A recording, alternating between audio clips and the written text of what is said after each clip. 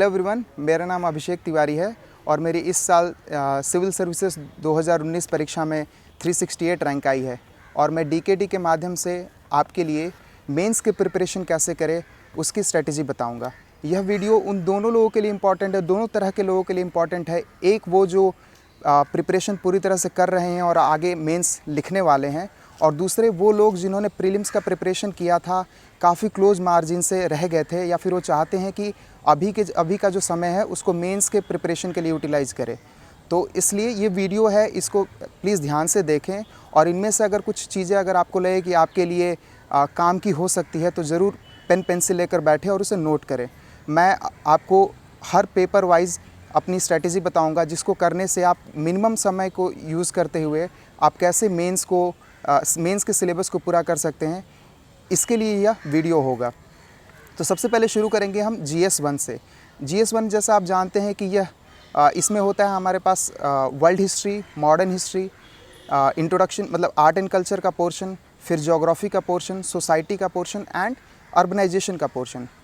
तो सबसे पहले हम बात करेंगे कि वर्ल्ड हिस्ट्री की तैयारी में क्या करें। अगर आप पिछले कुछ दिनों के पेपर्स उठाकर देखेंगे तो वर्ल्ड हिस्ट्री के क्वेश्चन जो होते हैं वो कुछ तो काफ़ी सिंपल आते हैं, जो कि आपके जो बेसिक टेक्स्ट बुक्स हैं उससे कवर हो जाते हैं। तो अगर मेरा रिकमेंडेशन मानेंगे तो इसके लिए या तो आप NCERT अर्जुन देव की फॉलो करें, या इसको नहीं कर रहे हैं तो वाजीराम की येलो बुक या फिर विजन का जो सप्लीमेंट्री मटेरियल है वो इनफ है।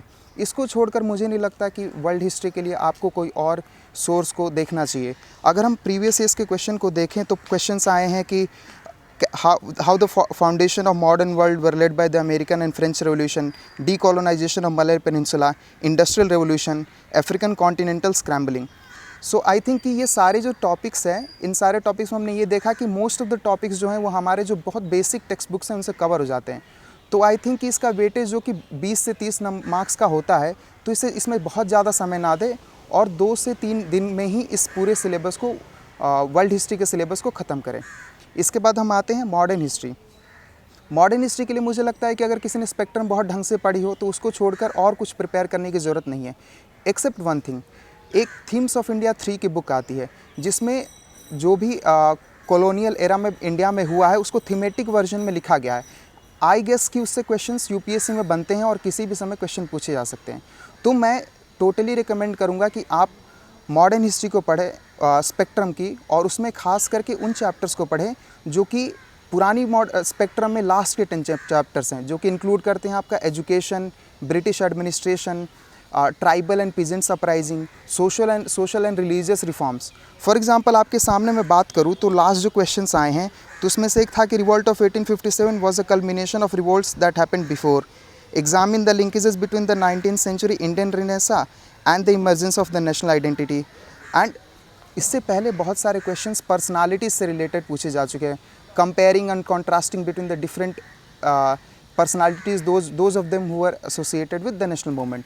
सो आई थिंक मॉडर्न हिस्ट्री के लिए स्पेक्ट्रम को फॉलो करें, इसको छोड़कर और कुछ करने की आपको ज़रूरत है नहीं। आर्ट एंड कल्चर के बारे में बात करें तो अगर हम प्रीवियस इस क्वेश्चंस को उठाएंगे तो हम देखते हैं कि हर साल 2 से 3 क्वेश्चन जो होते हैं वो आर्ट एंड कल्चर से पूछे जाते हैं, जो कि हमारी जो basic introduction to Indian art class 11th की जो बुक है NCERT उससे हम कवर कर लेते हैं। जैसे अगर हम क्वेश्चंस के बारे में बात करें तो क्वेश्चन पूछे गए थे विजयनगरा लिटरेचर के बारे में, एंडोबैक्ट्रियंस जो स्कल्पचर्स हैं उसके बारे में। 2018 में एक क्वेश्चन आया था कि कैसे इंडियन मॉन्यूमेंट्स को हम प्रिजर्व कर सकते हैं, जो कि एक बहुत कंटेम्प्रेरी क्वेश्चन था और इसका as such art and culture से बहुत ज़्यादा रिलेशन नहीं था। तो गिवन दैट कि आर्ट एंड कल्चर का वेटेज कम होता है जो कि 20 से 25 मार्क्स के आसपास होता है, तो हम उसमें ज़्यादा से ज़्यादा समय ना वेस्ट करें, अपना जो बेसिक बुक्स है इंट्रोडक्शन टू इंडियन आर्ट उसको पढ़ के और फिर सम अप करें। इसके बाद आते हैं सोसाइटी का पोर्शन। सोसाइटी GS1 का one of the most dynamic section है और इसमें हमने ये देखा है कि हर साल करीब करीब UPSC 50 से 60 in fact more number of questions इसी एरिया से आते हैं, जिसमें वो क्या करती है कि अलग अलग सेक्शन से अलग अलग चीज़ों को के बारे में वो पूछती है। तो ये है कि अगर हम इसके सिलेबस को देखें तो इसके लिए मुझे लगता है कि बेस्ट स्ट्रैटेजी प्रिपरेशन की ये हो सकती है कि आप एक जो NCERT है उसको फॉलो करें, एक बार ब्रीफली उसके थ्रू गो थ्रू हो जाए। उसके बाद इस सेक्शन के लिए पर्टिकुलरली मुझे लगता है कि जो सिक्योर के क्वेश्चंस हैं वो आई थिंक कि काफ़ी सही होते हैं, और अगर उसकी प्रैक्टिस आप करेंगे और if you go by the topics which are there in the society, I think हम एक बहुत ब्रॉड आइडिया, ब्रॉड एस्पेक्ट को कवर कर सकते हैं। इसके साथ हम ये भी ध्यान रखें कि जो कि कमिटीज़ हैं, फॉर एग्जांपल कि जाक्सा कमेटी आई थी जिसके रिकमेंडेशन थे शेड्यूल्ड ट्राइब के बारे में, तो उनके क्या रिकमेंडेशंस थे शेड्यूल्ड ट्राइब वीमेन के बारे में। ऐसी एनसीआरबी के क्या डेटा हैं जो कि हमारी सोसाइटी से रिलेटेड है, जो क्राइम हो रहा है वल्नरेबल सेक्शन को लेके या फिर शेड्यूल्ड ट्राइब को लेके, इन एरियाज़ को हम ब्रॉडली कवर करें और सोसाइटी के पोर्शन पर हम बहुत ज़्यादा एम्फेसाइज करें। उसके प्रीवियस इस क्वेश्चन को देखें। फॉर एग्जांपल क्वेश्चन किस तरह से आते हैं अगर हम देखेंगे तो ये आता है कि empowering women is key to control the population, what makes Indian society unique in sustaining its culture, challenges to our cultural practices in the name of secularism. So अगर हम ब्रीफली इन सारे क्वेश्चंस की तरफ देखते हैं तो हम ये पाते हैं कि जो सोसाइटी का जो पोर्शन है वो काफ़ी डायनामिक है और इसमें इम्पॉर्टेंट ये है कि जैसे ही आपका जो बेसिक मटेरियल है, इधर आप विजन से पढ़ रहे हैं या एनसीईआरटी से पढ़ रहे हैं या सिक्योर के क्वेश्चंस कर रहे हैं, तो ज़्यादा से ज़्यादा नंबर ऑफ़ क्वेश्चंस की प्रैक्टिस करें। उससे क्या होगा कि आपको एक बहुत ब्रॉड कवरेज मिलेगा और आप सोसाइटी के क्वेश्चंस को बहुत ढंग से आप डील कर पाएंगे। सेकेंड लास्ट टॉपिक जो है वो है अर्बनाइजेशन। इसमें क्या है कि अर्बनाइजेशन के टॉपिक में रिसेंटली जो कंटेम्प्रेरी इशू चल रहे होते हैं अर्बनाइजेशन के फील्ड में, जैसे कि स्मार्ट सिटीज़, आईसीटी का डेवलपमेंट, फिर आपका ये सॉलिड वेस्ट मैनेजमेंट के प्रॉब्लम्स और भी अनगिनत जो कि जैसे अर्बन फ्लड हो गए, तो इनके बारे में अगर आपने एक मंथली मैगजीन्स में कवर किया है तो उसके एक नोट्स बना ले, थीमेटिक नोट्स बना ले, ब्रॉडली सारे एस्पेक्ट को कवर करें। और इसके साथ साथ आप सिक्योर के जो इनसाइड सिक्योर के क्वेश्चंस होते हैं उन पे जाएं, उन पे ध्यान दें। अगर आपको लग रहा है कि 20, 25 या 30 क्वेश्चन लास्ट 6 महीने के अंदर जो आए हैं जिनके बारे में गवर्नमेंट में डिस्कशन हुआ है, चर्चाएं हुई हैं, जिसके ऊपर पॉलिसी इंप्लीमेंटेशन हुई है, जैसे कि national e vehicle policy, urban transport के लिए जो हुआ है, अगर उनको आप ब्रॉडली कवर करेंगे तो मुझे लगता है कि अर्बनाइजेशन वाले सेक्शन को आप ढंग से डील कर पाएंगे। इसके बाद लास्ट सेक्शन है वह है ज्योग्राफी, GS1 का। ज्योग्राफी के लिए मुझे लगता है कि अगर आपने प्रीलिम्स के लिए एनसीईआरटी पढ़ी है तो उसको छोड़कर हमें मेंस के लिए क्या करना है कि स्पेसिफिकली फोकस होकर जो हमारे जो फिज़िकल फिनोमिनाज हैं, जो 20-30 फिज़िकल फिनोमिनाज होते हैं, जैसे कि टेम्परेट ट्रॉपिकल साइक्लोन के बीच में difference, El Nino, ENSO, Madden Julian oscillation, फिर आपके पोलर स्ट्रेटोस्फेरिक क्लाउड्स, फिर इंडियन ओशन डाइपोल, ये जो ब्रॉड टॉपिक्स हैं, 20-25 टॉपिक्स हैं, उनको कवर करें। अगर हम ध्यान देंगे तो जो ज्योग्राफी के क्वेश्चन जो आते हैं उसमें कुछ ऐसा पूछा जाता है कि what is water stress and उसका रीजनल डिस्ट्रीब्यूशन क्या है, mangroves, coral reefs, how do ocean currents and water masses differ in their impact on marine life and coastal environment. तो अगर हम ये देखेंगे तो हम ये पता लगाते हैं कि जो ज्योग्राफी के जो क्वेश्चन आते हैं तो जो हमने एनसीईआरटी के थ्रू पढ़ा है उससे ब्रॉडली चीज़ें कवर हो जाती हैं, और जो चीज़ें नहीं कवर होती है वो क्या है कि हम कहीं ना कहीं अपने कंटेम्प्रेरी टॉपिक्स में, कंटेम्प्रेरी इश्यूज़ में उनको पढ़े होते हैं। तो अगर आप ज्योग्राफी को एनसीईआरटी ख़त्म करें, जो आपके जो 20-30 फिनोमिनाज हैं उनको ख़त्म कर ले, तो I think broadly geography cover हो जाती है। इसको छोड़कर मुझे लगता है ज्योग्राफी में ज़्यादा से ज़्यादा क्वेश्चंस करने की ज़रूरत है। जैसे कि अगर ये क्वेश्चन है कि how do ocean currents and water masses differ in their impact on marine life and coastal environment, तो इसमें हमें ये भी बताने की ज़रूरत है कि दोनों के बीच में water masses and ocean current में क्या डिफरेंस है और ये दोनों कैसे इम्पैक्ट कर रहे हैं कोस्टल लाइफ को। अगर हम किसी क्वेश्चन को लिख रहे हैं तो उसका जो स्ट्रक्चरिंग है वो ज़्यादा इंपॉर्टेंट है किसी भी फील्ड में, और ख़ास करके ज्योग्राफी में। तो आई थिंक अगर आप ऐसे करेंगे तो ब्रॉडली हम GS1 को 9 से 10 दिन में हम कवर कर पाते हैं। हालांकि अगर आप चाहें तो ज़्यादा भी टाइम डिवोट कर सकते हैं, बट गिवन दैट कि हमारे पास 3 महीने का या फिर उससे भी कम प्रिपरेशन टाइम होता है और जब तक कि आपके पास वीडियो पहुंचेगा तो उस हिसाब से और कम दिन रहा होगा, तो मुझे लग रहा है कि पूरे GS1 को 8 से 9 दिन में कवर करने की कोशिश करें। इसके बाद हम बात करेंगे GS2। तो GS2 का सबसे एक मैं ब्रॉडली अगर मैं GS2 को सिलेबस के हिसाब से बांटूँ तो इसमें टोटल 4 चीज़ें होती हैं। ये पहला पोर्शन होता है कॉन्स्टिट्यूशन एंड पॉलिटी से रिलेटेड, दूसरा होता है आपका गवर्नेंस से रिलेटेड जिसमें चीज़ें होती हैं सोशल जस्टिस, और उसके बाद फिर आपका government policies, interventions, issues related to poverty, health, education, और तीसरी चीज़ होती है IR, और चौथी चीज़ जो होती है वो हमारी होती है सिविल सोसाइटीज़, NGOs, SHGs, इनके रोल। तो सबसे पहले हम बात करेंगे कॉन्स्टिट्यूशन एंड पॉलिटी के लिए हम क्या करें। सबसे पहले हम क्या करें कि इसके लिए लक्ष्मीकांत की जो बेसिक पॉलिटी की बुक है उसको एक बार ज़रूर उससे गो थ्रू करें। अगर आपने प्रीलिम्स में उसके लिए अच्छी पढ़ाई की होगी तो मुझे लगता है कि आप ब्रॉडली चीज़ों को समझ चुके हैं, क्योंकि हर साल हमने देखा है कि 3 से 4 क्वेश्चन जो होते हैं वो लक्ष्मीकांत को यूज़ करके उसके आंसर्स पे हम पहुंचते हैं। जैसे कि अगर हम बात करें तो पिछले साल एक कैग से क्वेश्चन आया था, एक सेंट्रल एडमिनिस्ट्रेटिव ट्रिब्यूनल से क्वेश्चन आया था, आर्टिकल 368 का अमेंडमेंट से आया था, फाइनेंस कमीशन कैसे कॉन्स्टिट्यूट किया जाता है, उसके टर्म ऑफ रेफरेंसेस क्या है, उससे क्वेश्चन आया था। फिर फाइनेंशियल इमरजेंसी क्या होती है, national commission of schedule caste क्या होता है, इन सब चीज़ों को हर साल यूपीएससी टच करती है। तो इसीलिए क्या है कि हम ध्यान रखें कि जो लक्ष्मीकांत है उसको एक बार ब्रीफली पढ़ ले ताकि आइडिया हो जाए। आर्टिकल नंबर्स कुछ जो इम्पॉर्टेंट हैं, जो कि मे बी 50 नंबर हो सकते हैं, उनको आप याद कर लें और उनको बार बार आप यूज़ कर पाएँ एग्ज़ाम्स में। इसके साथ साथ GS2 के लिए और ख़ास करके कॉन्स्टिट्यूशन एंड पॉलिटी वाला जो सेक्शन है उसमें हम ये बातों को ध्यान रखें कि रिसेंटली क्या चेंजेस हुए हैं। जैसे कि फॉर एग्जांपल अभी NHRC में चेंजेस हुए हैं, तो हो सकता है कि इस बार GS2 में एक क्वेश्चन आ जाए कि NHRC का क्या रोल है और रिसेंट अमेंडमेंट क्या हुए हैं, या फिर ऐसे ही CIC में कुछ चेंजेस किए गए हैं और कैट के अपॉइंटमेंट्स में भी चेंजेस किए गए हैं। ऑल्दो कैट से क्वेश्चन आ चुका है लेकिन फिर से आने की प्रोबेबिलिटी होती है। इसके साथ साथ मैं एक और चीज़ बताना चाहूँगा कि जो रिप्रेजेंटेशन ऑफ पीपल्स एक्ट है, इलेक्शन कमीशन है, डिलिमिटेशन कमीशन है जो कि आजकल काफ़ी चर्चा में है, इसके साथ साथ मॉडल कोड ऑफ कंडक्ट है, इससे हर साल हमने देखा है कि 1 या 2 क्वेश्चन आते ही आते हैं। उसी तरह से अगर हम गवर्नेंस वाले सेक्शन में जाएंगे और उसके बारे में बात करेंगे तो उससे RTI से रिलेटेड क्वेश्चंस हमने देखा है कि हर साल किसी न किसी फॉर्मेट में आता है। तो हम इन सब चीज़ों को ध्यान दें। और कॉन्स्टिट्यूशन एंड पॉलिटी के सेक्शन में मैं रिकमेंड करूंगा कि जब आप बेसिक चीज़ों कर लें, अपने मंथली मैगजीन्स को भी पढ़ लें जो कि कॉन्स्टिट्यूशन एंड पॉलिटी से रिलेटेड है, उसके बाद आप सिक्योर के क्वेश्चंस के थ्रू जाएं।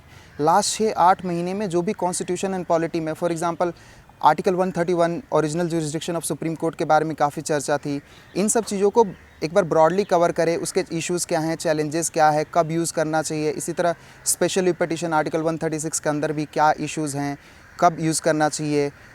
इसके बाद फिर एक ये भी हुआ था कि आर्टिकल 80 के अंतर्गत एक्स CGI को नॉमिनेट किया गया था राज्यसभा में, तो मे बी एक क्वेश्चन वहाँ से पूछा जा सकता है। तो जो भी एस्पेक्ट हैं और भी मल्टीपल एस्पेक्ट्स हैं, उन सारे एस्पेक्ट्स को आप कवर करें। आई थिंक सिक्योर के क्वेश्चन करेंगे तो ये जो पोर्शन है इसको आप अच्छी तरह से डील कर पाएंगे। इसके बाद आता है सबसे डायनेमिक पोर्शन जो है वो है आपका गवर्नेंस से रिलेटेड, जिसमें ब्रॉडली इश्यूज़ होते हैं वो आपके होते हैं social justice, transparency, accountability, governance. उसके बाद government policies and programs, issues related to health, infrastructure and other sectors. So I think इस टॉपिक को कवर करने के लिए हमने इसके लिए बहुत सारा मटेरियल पढ़ा है, इधर मंथली मैगजीन्स के फॉर्म में या फिर सिक्योर क्वेश्चंस या फिर कहीं और फॉर्मेट में या फिर जो लोग योजना पढ़ते हैं उसके फॉर्मेट में। तो बेसिक एम ये है कि हम ये ध्यान रखें कि हम जो भी हमारे जो क्वेश्चंस है या फिर जो भी स्पेसिफिक टॉपिक्स हैं उसके बारे में आपके पास एक नोट्स होना चाहिए। जैसे फॉर एग्जांपल अगर issues related to health and education है तो हेल्थ के जितने भी एस्पेक्ट हो सकते हैं, इधर रिलेटेड टू प्राइमरी हेल्थ या फिर जो नेशनल हेल्थ पॉलिसी आई थी या फिर जो अभी जो नेशनल मेडिकल कमीशन का जो बिल आया है उससे रिलेटेड, या आयुष से रिलेटेड जो बिल्स आए हैं उनको एक बार ब्रॉडली चले जाए, बिकॉज वो गवर्नमेंट पॉलिसीज़ के पार्ट हैं और जो इम्पॉर्टेंट सेक्टर है जैसे कि हेल्थ उसका भी पार्ट हैं वो। ऐसे ही अभी न्यू एजुकेशन पॉलिसी 2020 आई है, उसको आप कवर करें। एजुकेशन में जितने भी अमेंडमेंट हो रहे हैं, चेंजेस हो रहे हैं, खास करके हायर एजुकेशन में, उन सब चीज़ों को भी देख के जाएं। इसमें काफ़ी कुछ आप जो रीसेंट बजट में और जो रीसेंट इकोनॉमिक सर्वे में चीज़ें आई हैं उसको कवर करें और सिक्योर के क्वेश्चंस को देख के जाएं। मैं सिक्योर पे इसलिए बार बार एम्फेसाइज़ करता हूँ बिकॉज मैंने ये देखा है कि सिक्योर के क्वेश्चंस करने से आप जो पेपर की मोडालिटीज़ हैं उसको समझते हैं, कैसे हमें पेपर को करना चाहिए, आंसर का फॉर्मेट कैसा होना चाहिए। तो अगर आप शुरू से ही क्वेश्चन एंड आंसर के फॉर्म में प्रैक्टिस करते हैं तो होता ये है कि आपको जब आप मेन एग्जामिनेशन में जाते हैं और जब ऐसे टॉपिक्स जिसमें आप ये देखते हैं कि बहुत ही ब्रॉड वाइडली पूछा गया है, जिसमें आपके पास बहुत खास मटेरियल नहीं है लिखने के लिए, तो उन सब टॉपिक्स पर अगर आपने लिख के प्रैक्टिस किया है तो आप बहुत अच्छा एक आंसर प्रेजेंट कर सकते हैं। देखिए एम ये है कि हमें दूसरों से अच्छा लिखना है, तो इसके लिए हमें ऐसा नहीं कि बहुत ही बेहतरीन आंसर लिखना है। मेन एम ये होना चाहिए कि हम अगर जिस क्वेश्चन को नहीं भी जानते हैं उस क्वेश्चन को हम एक ब्रॉडली बढ़िया से ठीक ठाक एक आंसर लिखकर कवर कर पाएँ और किसी भी क्वेश्चन को हम ना छोड़ें। इसके बाद अगला पोर्शन है जिसके बारे में मैं डिस्कस करूंगा, वो है IR, इंटरनेशनल रिलेशंस। उसमें बेसिकली यूपीएससी को अगर देखेंगे तो दो चीज़ों पर ज़्यादा फोकस करती है। वो पहला है इंडियाज़ नेबरहुड, इंडिया के रिलेशंस कंट्री के साथ, और दूसरा है जो वर्ल्ड बॉडीज़ है। For example last year UNESCO से क्वेश्चन आया था, उससे पहले WTO पर क्वेश्चन आ चुका है। इंडिया के रिलेशन लास्ट बार हमारे पास जापान से पूछा गया था, अमेरिका के साथ पूछा गया था। तो मेन एम ये है कि अगर आप आईआर के प्रिपरेशन के लिए अगर आप विजन के मेंस 365 को फॉलो करेंगे तो आई थिंक इसमें क्या होता है कि वो ब्रॉडली 50-60 टॉपिक्स को कवर कर लेते हैं। अब होता ही है कि आईआर भी बहुत वास्ट है, अगर आप इसमें चाहेंगे कि अलग अलग चीज़ों से अलग अलग चीज़ें निकालें तो काफ़ी डिफ़िकल्ट हो जाता है और काफ़ी हमारा टाइम कंज्यूम करता है। तो टाइम के कंजम्पशन को कम करने के लिए हम क्या करेंगे कि एक सोर्स को फॉलो करेंगे, वो हो सकता है मेंस 365 या फिर कोई भी अदर सोर्सेस हो सकते हैं। उस मेंस 365 से आप जो भी काम की चीज़ें हैं, जो भी टॉपिक्स है 30, 35, 40 टॉपिक्स उसको निकालें। देखिए आईआर के लिए मेन ये होना चाहिए कि जो क्वेश्चन पूछा गया ना उसके फॉर्मेट को समझे। इस बार जो इंडिया जापान का जो क्वेश्चन था वो हर कोई इंडिया जापान के बारे में लिख सकता है, बट जो क्वेश्चन का डिमांड था उसको आप एड्रेस करते कि उस क्वेश्चन ये कह रहा था कि कंटेम्प्रेरी रिलेशनशिप कैसे पहले से चेंज हुआ है और एशिया एंड वर्ल्ड के लिए ये रिलेशनशिप कैसे सिग्निफिकेंस हो सकती है। तो अगर आप इस क्वेश्चन को ध्यान देंगे तो हमें जो इसका इंट्रोडक्शन होगा वो ये नहीं कि कुछ रैंडम इंडिया जापान के बारे में हम लिखें, ये है कि क्वेश्चन को एड्रेस करता हुआ एक इंट्रोडक्शन होना चाहिए। आपके पास सारे जो सब्सटेंस है वो मौजूद है इंडिया जापान के लिए, उसको आपको बस अलाइन करना है, स्ट्रेटेजाइज करना है उस क्वेश्चन के अकॉर्डिंग, और इससे हम क्या करेंगे कि एक अच्छा आंसर लिख पाएंगे जिससे आपको हम दूसरों से 0.5 या 1 नंबर ज़्यादा मिल सकता है। इसके बाद लास्ट जो GS2 का टॉपिक है वो है आपका सिविल सोसाइटी और SSGs, सिविल सर्विसेज ऑल्सो। तो अभी रिसेंटली कुछ चेंजेस हुए हैं सिविल सर्विसेज को लेकर, जैसे कि एक आईगॉट आया है, गवर्नमेंट लेकर आई है सिविल सर्विसेज के सिविल सर्वेंट्स के करियर को लेकर और उनको कैसे और बेहतर किया जा सके, तो उस चीज़ को आप कवर करें। और बाकी जो SSG से रिलेटेड चीज़ें हैं वो आप क्या करें कि किसी भी विजन के सप्लीमेंट्री से या फिर कोई भी अगर आप सोर्स फॉलो कर रहे हैं उससे एक बार एक 4-5 पेज का एक राइटअप तैयार कर ले कि SSGs के क्या इश्यूज़ हैं, क्या चैलेंजेस है, फाइनेंशियल कंस्ट्रेंट क्या है, गवर्नमेंट क्या मेजर्स ले सकती है, वे फॉरवर्ड क्या हो सकता है, कुछ एस्पेक्ट जैसे कि FCRA हो गया, फेमा एक्ट हो गए, उन चीज़ों को ब्रॉडली कवर करें तो आई थिंक ये एरिया भी जो है वो कवर हो जाता है। तो इस तरह से मुझे लगता है कि GS2 के प्रिपरेशन में 8 से 9 दिन काफ़ी होते हैं, गिवन दैट कि अगर अगला मेंस आप लिख रहे हैं, बिकॉज इससे ज़्यादा अगर आप टाइम देंगे तो होता ही है कि हमारा कोई ना कोई चीज़ छूट जाता है। इसके बाद हम बात करेंगे GS3 में। तो GS3 का पहला टॉपिक है वो होता है हमारा इकॉनमी। अब इकॉनमी के लिए मुझे जहाँ तक लगता है हमें क्या करना चाहिए कि ब्रॉडली हमने इतनी पढ़ाई की होती है मंथली मैगजीन्स के थ्रू, न्यूज़पेपर्स के थ्रू, कि हमारा ना सारा एस्पेक्ट इकॉनमी का कवर हो गया होता है। तो स्पेसिफिकली इस एरिया के लिए मैं ये सजेस्ट करूँगा कि सिक्योर के क्वेश्चंस पे जाएं, लास्ट 6 से 8 महीने के क्वेश्चंस को देखें, क्या क्या एस्पेक्ट्स कवर किए गए हैं उस पे देखें। फॉर एग्जांपल अगर इस बार के क्वेश्चंस देखें जो लास्ट 2 साल से 1 साल से पूछे गए थे, वो था तुम्हारा GST काउंसिल से रिलेटेड। एक क्वेश्चन था कि steady GDP growth and low inflation का क्या रोल है इंडियन इकोनॉमी में, फिर पब्लिक एक्सपेंडिचर मैनेजमेंट से रिलेटेड। सो आई थिंक ये जो क्वेश्चंस पूछे जा रहे हैं वो मोर और लेस बहुत कंटेम्प्रेरी हैं और हम इनको कहीं ना कहीं कवर कर चुके हैं, पढ़ चुके हैं।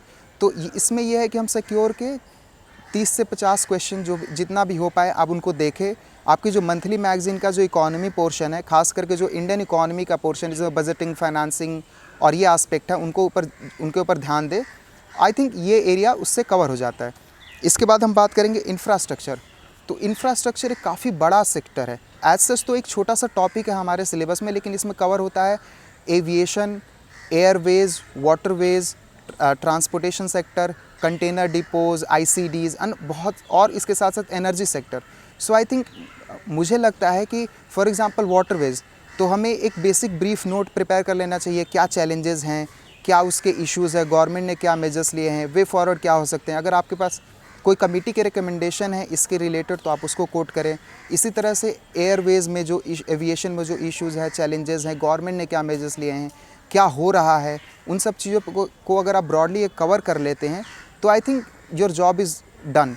इसी तरह एनर्जी सेक्टर को आप स्पेसिफिकली डील करें, बिकॉज उसमें आपका रिन्यूएबल, नॉन रिन्यूएबल एनर्जी आ जाती है, तो उसके ऊपर स्पेसिफिकली जाएं। अभी गवर्नमेंट का बहुत ज़्यादा फोकस जो है वो आपका रिन्यूएबल एनर्जी पर जा रहा है, तो आप देखें कि उसमें क्या चेंजेस हो रहे हैं, गवर्नमेंट क्या कर रही है। फॉर एग्जांपल अभी रिसेंटली जो पावर फाइनेंस कॉर्पोरेशन है उसने जो मॉनिटरी हेल्प करने की सोची है डिस्कॉम्स का, तो डिस्कॉम से रिलेटेड हो सकता है क्वेश्चन आ जाए कि उनके क्या इश्यूज़ हैं, कैसे उसको कवर किया जाए। तो आई थिंक इससे ब्रॉडली चीज़ें कवर हो जाती हैं। इसके साथ साथ अभी जो रिसेंटली जो हमारा जो कॉन्ट्रैक्ट मॉडल है उसमें भी काफ़ी चेंजेज हुए हैं। अब हाइब्रिड एन्यूटी मॉडल आ चुका है और भी जैसे कि रेलवेज है, उसमें काफ़ी ट्रेन के ऑपरेशंस में चेंजेस हुए हैं, तो इन सारे एस्पेक्ट्स को आप ब्रॉडली कवर करें। आईआरएमएस में जो चेंजेस हुए हैं उनको कवर करें। सारी जो सेक्टर्स है उसके sector specific issues, challenges, solutions, government policies, उन सबको कवर करें। आई थिंक ये जो टॉपिक है इसको हम इस तरह से डील कर पाएंगे। इसके बाद तीसरा जो बहुत ब्रॉड एस्पेक्ट है जिसके ऊपर यूपीएससी काफ़ी एम्फेसाइज करती है और हर साल इससे आपको 50 से 60 नंबर के क्वेश्चन दिखते हैं, वो ये आपका agriculture, PDS, upstream and downstream linkages, उसके बाद जियोग्राफिकल एस्पेक्ट जो कि एग्रीकल्चर से रिलेटेड है। तो आई थिंक इस सेक्टर के लिए मैं ये सजेस्ट करूँगा कि आप नोट्स बनाएं। वो किस चीज़ के लिए? फॉर एग्जांपल सेरीकल्चर के, हॉर्टिकल्चर के, टेक्सटाइल के, जूट इंडस्ट्री के, और फिर उसके बाद जो बाकी भी एस्पेक्ट हैं, फिशरी, पिसिकल्चर, ये जो भी डिफरेंट एग्रीकल्चर के एरियाज़ हैं उनको कवर करें। खास करके फूड प्रोसेसिंग सेक्टर को, मेगा फूड पार्क्स, और ये भी जो एरियाज़ हैं इनमें इश्यूज़ क्या हैं, चैलेंजेस क्या क्या हैं, गवर्नमेंट ने क्या पॉलिसी अपनाई है, क्या क्या और वे फॉरवर्ड हो सकते हैं। कोई कमेटी है जैसे शांता कुमार कमेटी, उसके रिकमेंडेशन को नोट करके रखा, स्वामीनाथन कमेटी के रिकमेंडेशन को कोट किया, फूड प्रोसेसिंग इंडस्ट्री में अगर कोई कमेटी बनी है उसको कोट किया, दिलीप कुमार एंड मीना कुमारी ऐसी कमेटीज़ बनी है पीसी कल्चर से रिलेटेड, आप उसको कोट करें। तो इससे क्या होता है कि आप होलिस्टिकली एक आंसर को कवर कर पाते हैं। अभी रिसेंटली भी गवर्नमेंट ने जो मत्स्य पशुपालन करके जो फिशरी सेक्टर है उसमें काफ़ी गवर्नमेंट स्कीम्स लेके आई है। सो आई थिंक उसको आप देखें, उस स्कीम्स के थ्रू ये आप उस स्कीम्स के थ्रू ये भी देखें कि इश्यूज़ क्या क्या थे, गवर्नमेंट क्या क्या कर रही है और आगे और क्या किया जा सकता है। आई थिंक अगर इस तरह से डील करेंगे तो एग्रीकल्चर में चीज़ें कवर हो जाती है, ब्रॉडली हमने की होती है। और इसके साथ साथ सिक्योर के कुछ क्वेश्चंस को भी देखें, 20-25 क्वेश्चंस को आप देख के जाएं। इससे क्या होगा कि आइडिया लगेगा कि क्या क्वेश्चंस पूछे जा रहे हैं। फॉर एग्जांपल रिसेंटली क्वेश्चन पूछे गए थे इंटीग्रेटेड फार्मिंग के ऊपर, नेशनल हॉर्टिकल्चर मिशन के ऊपर, कोस्टल फिशिंग के ऊपर, बायोटेक्नोलॉजी का रोल फार्मर्स में। सो आई थिंक ये अगर इन सब चीज़ों को अगर आप कवर करके जाएंगे तो एक अच्छा आंसर लिख सकते हैं। और एग्रीकल्चर ऐसा पोर्शन है जिसमें हम बहुत अच्छे नंबर स्कोर कर सकते हैं और ये काफ़ी इसका वेटेज रहता है। सो इस पर काफ़ी एम्फेसाइज़ करें। अगला है एनवायरनमेंट एंड डिज़ास्टर मैनेजमेंट। सबसे पहले मैं डिज़ास्टर मैनेजमेंट के बारे में बताना चाहूँगा। डिज़ास्टर मैनेजमेंट के लिए आपके पास एक 5 से 6 पेज का राइटअप रखें, क्योंकि हर साल हम देख रहे हैं कि 25 से 30 मार्क्स के क्वेश्चन 2 क्वेश्चन आते ही आते हैं, कभी कभी 3 क्वेश्चन भी डिज़ास्टर मैनेजमेंट से आते हैं, और जिनको लिखना बहुत मुश्किल हो जाता है अगर आपने एक राइटअप नहीं प्रिपेयर किया हुआ है। तो जैसे इस बार हम देखेंगे तो क्वेश्चन, इस बार या पिछली बार के अगर हम पेपर्स को देखेंगे तो क्वेश्चन जो कवर हुए हैं वो है आपका difference between Sendai framework and Hyogo जो फ्रेमवर्क था उसमें कंपैरिजन है, फिर जोनेशन मैपिंग ऑफ लैंडस्लाइड्स, फिर बायोडाइवर्सिटी के लिए इंडिया में क्या बायोडाइवर्सिटी का डिवीज़न है और बायोडाइवर्सिटी एक्ट क्या कहता है। तो आई थिंक डिज़ास्टर मैनेजमेंट के लिए और भी बहुत सारे डिज़ास्टर मैनेजमेंट से रिलेटेड क्वेश्चंस पूछे जा चुके हैं, तो आप उसको एक बार देख कर जाएँ, उसके ऊपर राइटअप तैयार करें। एनडीएमए से रिलेटेड जो एजेंसीज़ बनी हैं, अभी 15th फाइनेंस कमीशन है, उसने भी कुछ सजेशंस दिए हैं डिज़ास्टर मैनेजमेंट से रिलेटेड, उसको आप देख करके जाएँ। एनवायरनमेंट भी एग्रीकल्चर की तरह ही एक ऐसा टॉपिक है जिसको हम ब्रॉडली हर समय पढ़ते रहते हैं और कवर करते रहते हैं। अगर मंथली मैगजीन में जो ब्रॉड एरियाज़ हैं उसको अगर आप उसका राइटअप बना के रखेंगे, for example plastic waste management, solid waste management, जो COPs हो रही हैं उसमें क्या इश्यूज़ हैं और आगे क्या इंप्रूवमेंट किया जा सकता है। उसके बाद national cooling action plan, renewable energies, E vehicle policies, उसके बाद रिन्यूएबल सेक्टर में जो चेंजेस हो रहे हैं। तो ये अगर ये सारे एस्पेक्ट के ऊपर अगर आपके पास नोट्स हैं और उसको अगर आपने बार बार देखा है, उसमें फैक्ट्स एंड फिगर्स को याद किया है, उनको ध्यान से देखा है, तो आई थिंक एनवायरनमेंट के लिए अगर आपने जो नोट्स बनाए हैं वो आई थिंक मोर और लेस एनफ होते हैं। इसको छोड़कर मुझे लगता है कि सिक्योर के क्वेश्चंस पर जाएं, बिकॉज ऑलमोस्ट सबको आइडिया रहता ही है कि चीज़ें क्या पूछी जाती है एनवायरनमेंट में।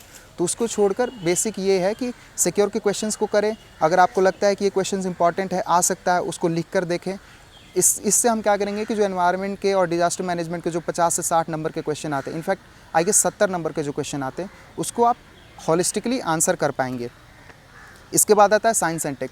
साइंस एंड टेक बहुत कंटेम्प्रेरी रहता है और इसमें क्या है कि हर बार जो क्वेश्चन जो होते हैं वो नए आते हैं और कभी कभी जो चल रही होती है इश्यूज़ उसको ही पूछा जाता है, बट ब्रॉडली जो क्वेश्चन जिस पे पूछे जाते हैं वो आपका होता है नैनो टेक्नोलॉजी, बायोटेक्नोलॉजी, स्पेस और जो रिसेंट चेंजेस हुए हैं बायोटेक्नोलॉजी के फील्ड में। For example three parents baby and और भी जो ब्रॉड एस्पेक्ट हैं उसको एक बार देख कर जाएँ, कवर करके जाएँ।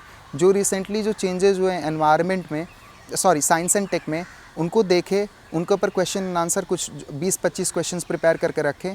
आई गेस उतना अगर आप करेंगे तो एक ठीक ठाक आंसर लिख कर आ सकते हैं, क्योंकि साइंस एंड टेक का प्रिपरेशन ऐसा है कि क्वेश्चन बहुत रैंडम आते हैं और कहीं से भी आते हैं। फॉर एग्जांपल 2018 में एक बोस आइंस्टीन स्टैटिस्टिक्स के ऊपर क्वेश्चन पूछा गया था, इस बार साइबर डॉम के बारे में पूछा गया था।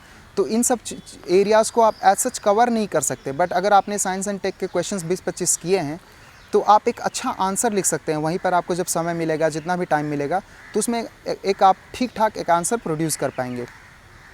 अगला एस्पेक्ट है, अगला जो टॉपिक है वो है internal security agencies and there mandate.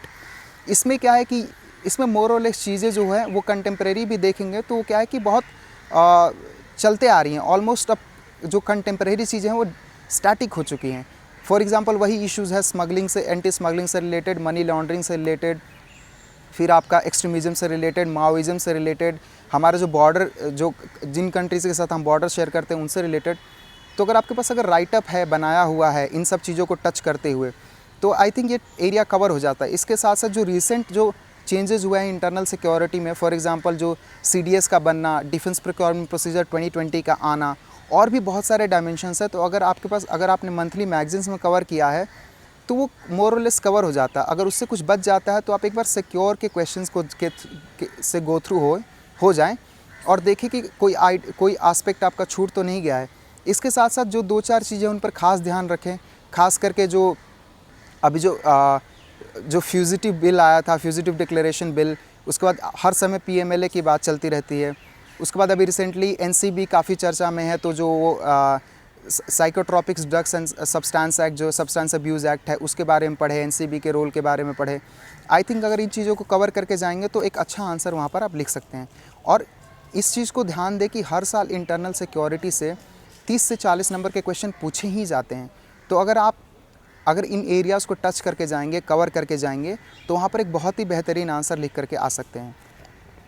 इसके बाद लास्ट टॉपिक जिसके ऊपर मैं एम्फसाइज़ करूँगा वो है साइबर सिक्योरिटी।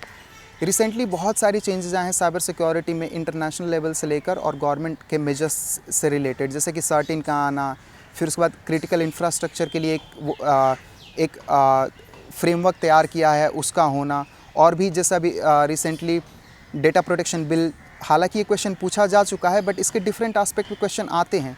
पिछले साल ही जैसे कि साइबर डॉम के ऊपर क्वेश्चन आया था। तो अगर आपने साइबर सिक्योरिटी एस्पेक्ट को कवर किया हुआ है तो आई गेस सब मिला जुला कर हम एक अच्छा आंसर लिख सकते हैं। तो इसके जो भी इश्यूज़, चैलेंजेस हैं, प्राइवेसी से रिलेटेड, डेटा प्रोटेक्शन से रिलेटेड, जो कन्वेंशंस हुए हैं वर्ल्ड में उससे रिलेटेड, और गवर्नमेंट एजेंसीज़ क्या क्या कर रही हैं, तो आई थिंक इस एरिया को हम अच्छी तरह कवर कर पाएंगे। तो इसके लिए एक ब्रीफ नोट्स बनाएं, आई थिंक साइबर सिक्योरिटी को आप कवर कर सकते हैं।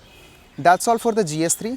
जो लास्ट टॉपिक है जिसके बारे में डिस्कशन करेंगे out of all the GS general studies paper, वो है GS4, जो है एथिक्स, इंटीग्रिटी एंड एप्टीट्यूड।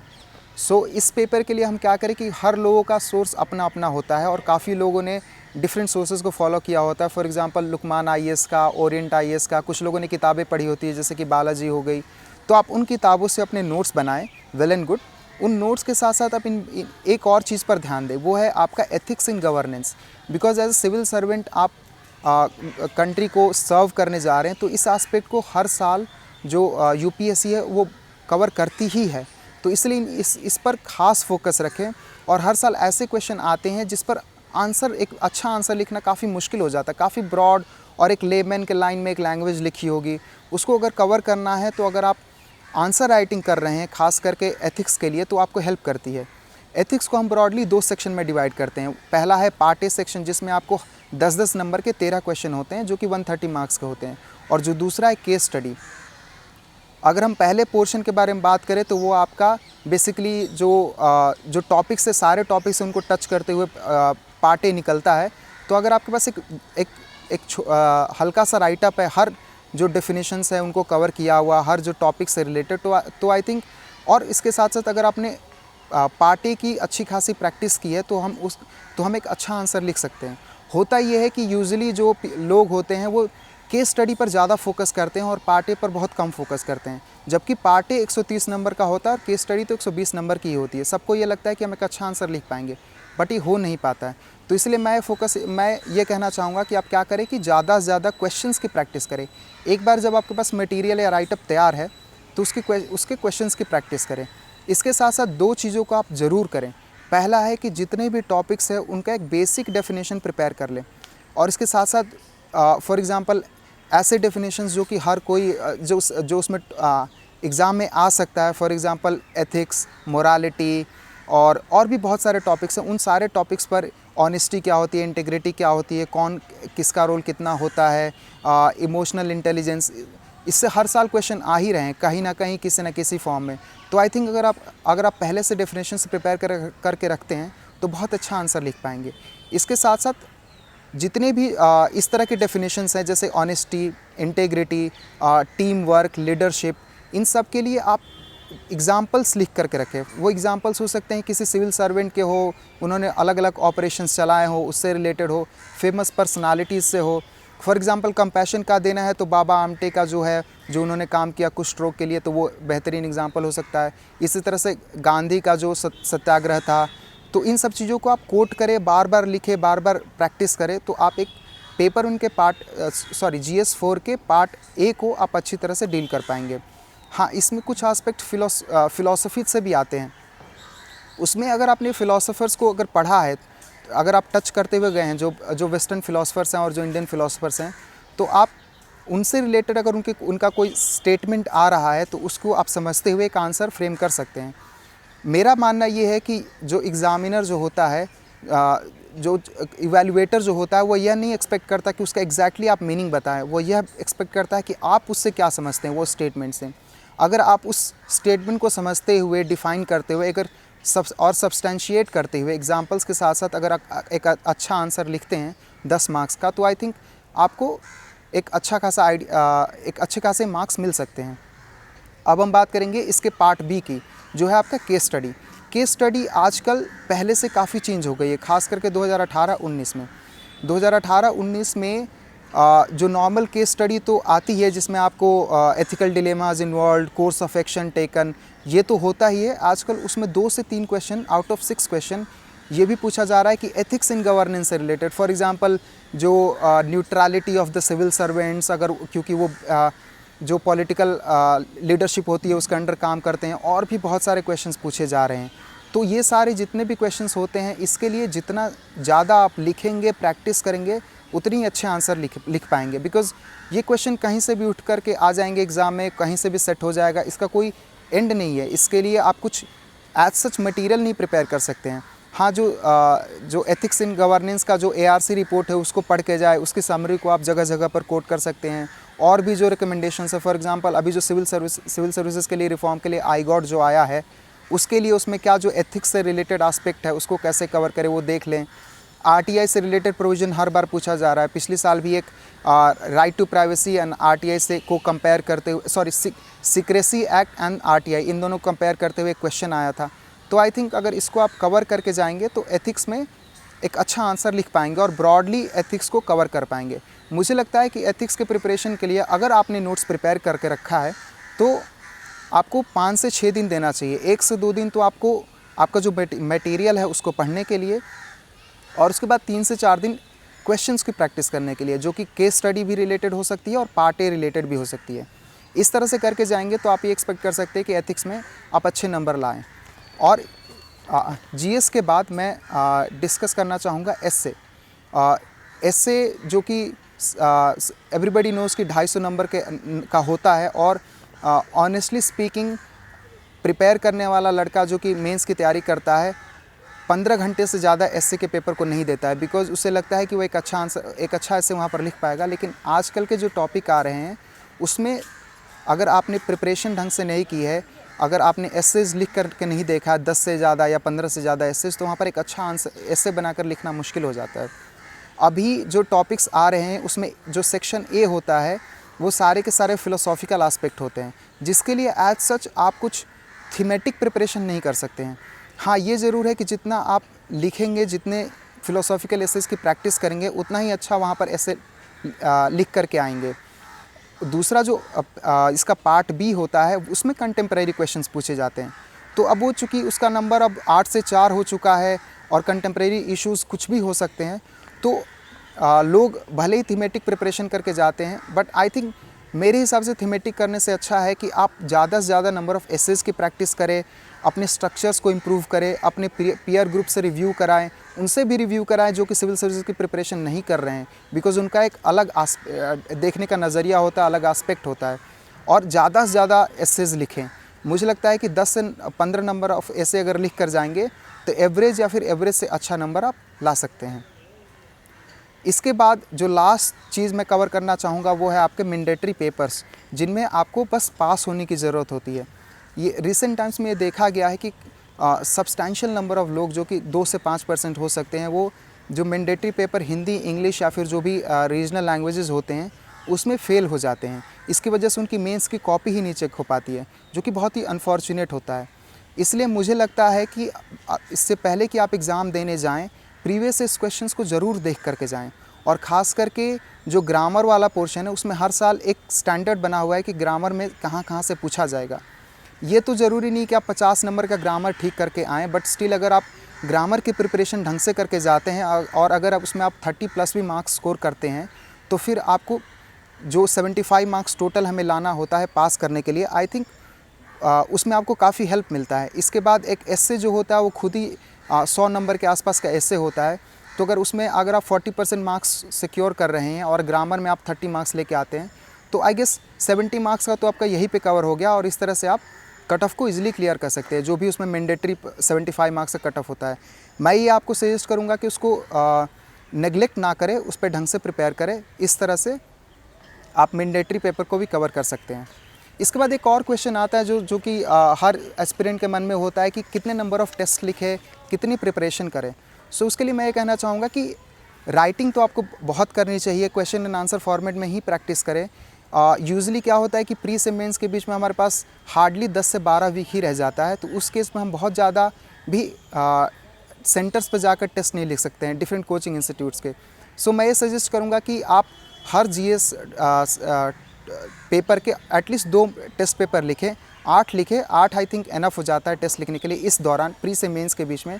और इसके छोड़कर आप घर में भी प्रैक्टिस करें, बिकॉज़ जीएस और जो बाकी जो पेपर्स है इसके अलावा आपको ऑप्शनल की भी प्रिपरेशन करनी होती है।